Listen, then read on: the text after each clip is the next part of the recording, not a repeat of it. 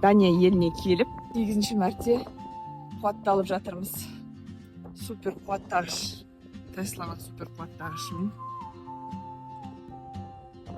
Біздер де енді ауқаттанып алайық. Машинамыз қуатталғанша.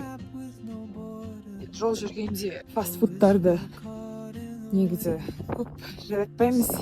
Жегілерімізге келмейді. Мына Билтема деген дүкеннің ішінде өзінің бір кафесі бар. Соған кіріп қазір мүмкін жақсы үйдің тамағына ұқсас тамақтарды табармыз деп ойлап тұрмыз.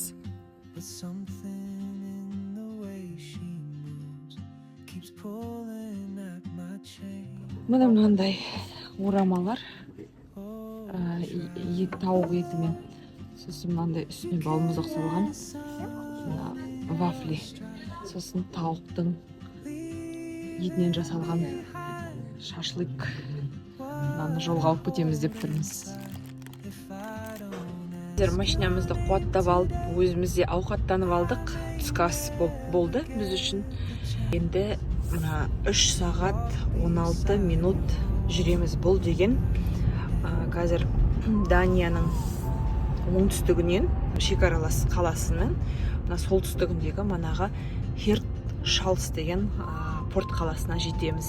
Осының барлығы, бүткіл Данияның бәрін аралап шығамыз сонда. Осының барлығы 3 сағаттан астам уақыт алады. Жерден манағы Хиртшалсқа дейін жеткенде мына 16% қалады екен біздерде. Оның барлығына 324 километр жол кетеді.